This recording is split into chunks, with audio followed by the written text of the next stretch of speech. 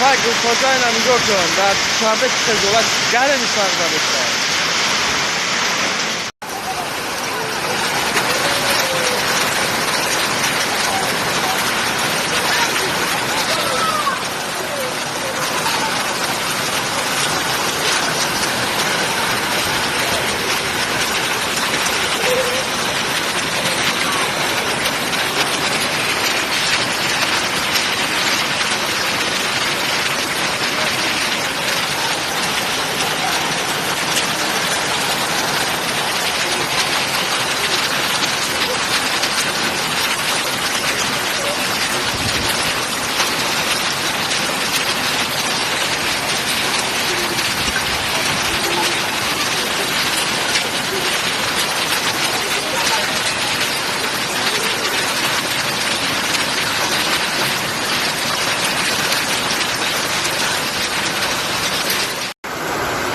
Altay Şahlı Yolkoca روز دهم مای تاجیکستان در انیم اهواز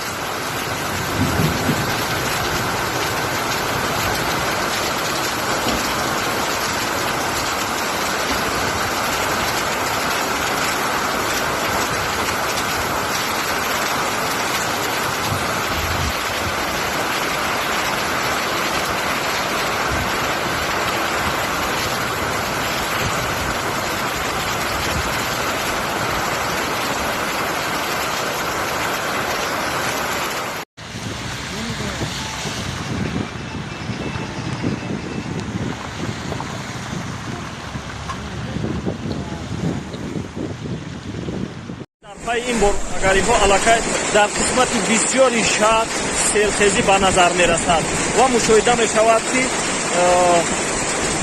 سیل بیشتر خانه ها را تخریب یا که آسیب رسانده است. علاقه این یکی از گوشه های شهر فولاد محله قیده 3 است که 10 سال پیش در پی آمدن سیل و تخریب شدن 10 ها خانه در چرمگران پایان بیشتر ساکنان را در قیده 1 2 3 4 5 6 آورده جابجا کرده بودند، اما بعد 10 سال چنین سیلخیزی باز در شهر فولاد تکرار شده است.